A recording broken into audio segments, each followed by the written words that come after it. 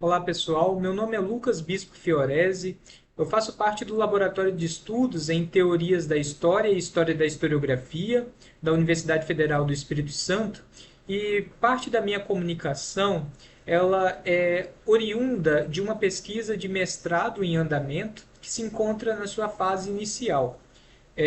O título da minha comunicação é Relações de Força em torno da Historiografia Brasileira 1990 a 2016. Professor do Departamento de História da Universidade Federal de Minas Gerais, de 1997 a 2016, José Carlos Reis é talvez um dos historiadores mais conhecidos na historiografia brasileira contemporânea. Em retrospecto, uma breve análise da sua vida acadêmica oferece um índice do conteúdo a ser encontrado em sua obra. A formação híbrida do autor, licenciatura em História, mestrado e doutorado em Filosofia, o permitiu pensar o processo de construção da narrativa histórica de uma maneira específica. O historiador necessita estar atento para a dimensão teórico-filosófica do seu ofício. A história não deve se deixar seduzir pelo excesso de contexto e apenas a descrição dos fatos. Assim, pretendo investigar o problema de pesquisa por meio da seguinte questão: que tipo de teoria-filosofia José Carlos Reis se propõe a fazer?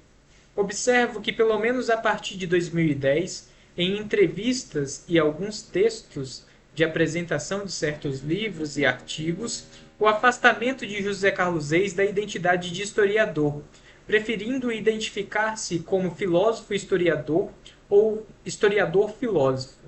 Ele argumenta que o diálogo com os filósofos é frutífero aos historiadores, seja no aprimoramento teórico do seu ofício ou na abertura de agendas a outras formas possíveis de se abordar o passado, a partir de temas como, abro aspas, a ontologia, ética, política, estética, fecho aspas, uma alternativa a coexistir com os volumosos trabalhos epistemológicos e metodológicos realizados.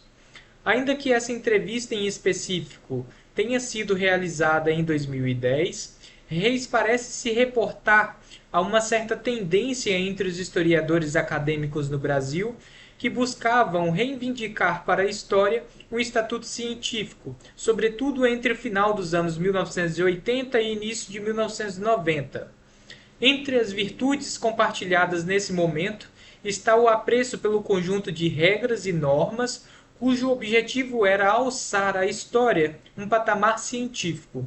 Não por acaso, nota-se a recorrência a interlocutores estrangeiros como Roger Chartier, Carlo Ginzburg, Edward Thompson e Michel Dissertot, autores frequentemente mobilizados na busca pela regulamentação do saber histórico, uma marca da influência francesa com a escola de Zanardi e da tradição marxista. Ao se atentarem para os procedimentos normativos da disciplina, os historiadores acadêmicos produziram debates muito mais de cunho metodológico e epistemológico, a exemplo da tentativa de desvelar as dinâmicas em torno do lugar social ocupado por determinadas personalidades, do que trabalhos teóricos propriamente ditos. Em maior ou menor medida, abro aspas, o esforço de formação da história como ciência, projeto levado a cabo pela Escola dos Análises, acabou afastando a filosofia da história. Fecho aspas. Nesse sentido, parte dos historiadores do país, ao se inspirarem nessa tradição, parecem realizar algo parecido, preferindo o diálogo da história com a sociologia. Por mais que nos anos 1980 e início de 1990 prevaleça a figura do historiador arquivista, isto é, aquele que recorre a um número substancial de documentos na procura por dados para compor uma narrativa histórica, não implica dizer que inexista uma preocupação com a parte teórica do ofício do historiador. Teoria e metodologia caminham entrelaçadas de forma a atender à necessidade por afirmar o saber histórico. Conforme sugere João O'Hara, a busca pela aproximação da história com o estatuto científico exigia dos historiadores abro aspas, uma grande preocupação com questões de método e rigor de análise, fecho aspas. analisar esse ambiente de profissionalização dos historiadores a partir do que Pierre Bourdieu denominou como poder simbólico, possibilita compreender a hierarquia de valores, comportamentos e percepções que ajudaram a moldar o que pode ser considerado um conhecimento histórico legítimo. José Carlos Reis procurou se afastar do conjunto de elementos que comportam a prática do historiador empirista. Este seria um outro, um inimigo a ser confrontado, um modelo ingênuo de ser historiador. Em sua perspectiva, o historiador empirista aborda os arquivos, fatos e documentos para extrair as informações necessárias para a composição de suas histórias. A fonte, nesse caso, seria uma espécie de bússola a guiar o caminho para os historiadores alcançarem o real. Dentro dessa caricatura, o texto histórico se resume ao caráter descritivo, pouco problematizante, interpretativo. Do outro lado, o historiador teórico ou historiador filósofo é aquele que, abro aspas, analisa e interpreta, produz leituras e cria sentidos, fecho aspas. Tal modelo, portanto, se manifesta hierarquicamente superior à historiografia empirista.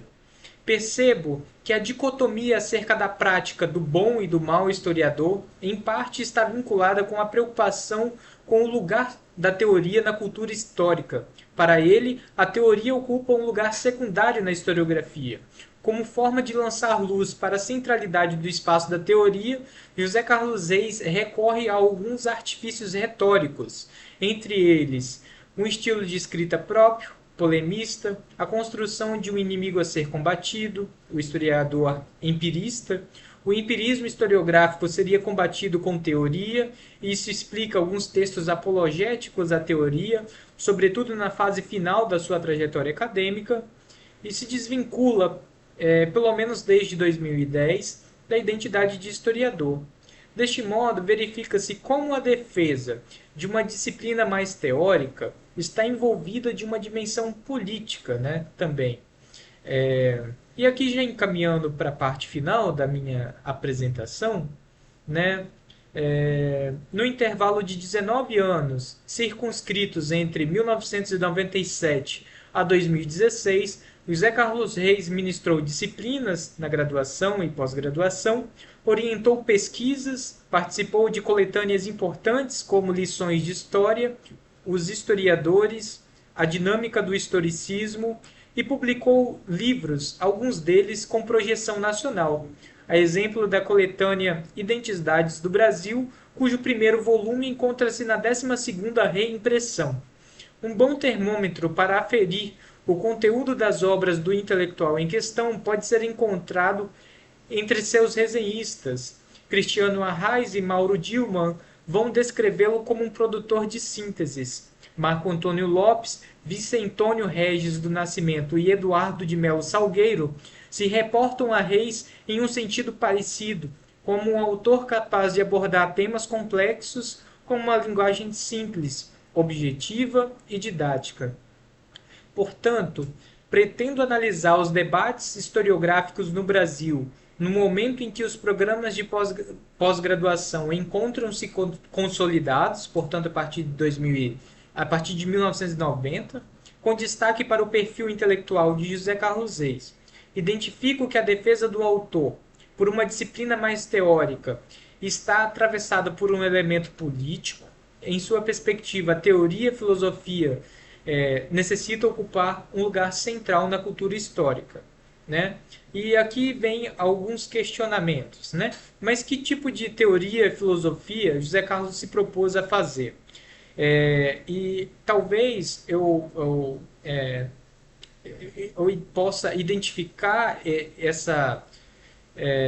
esse modelo dentro das sínteses. E daí a minha segunda questão seria, né, em que medida, né, essas sínteses mencionadas pelos resenhistas funcionaram como dispositivos de materialização de um modelo de teoria e filosofia esboçado pelo autor.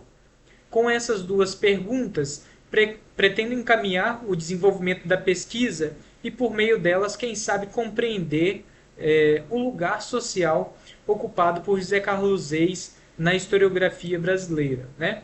Então, dessa forma, eu finalizo por aqui a minha apresentação, né, por meio dessas duas questões, que são questões ainda a serem esboçadas, né, conforme dito, nesses 2 anos de pesquisa, de mestrado, que pretendo realizar aí pela frente. Muito obrigado.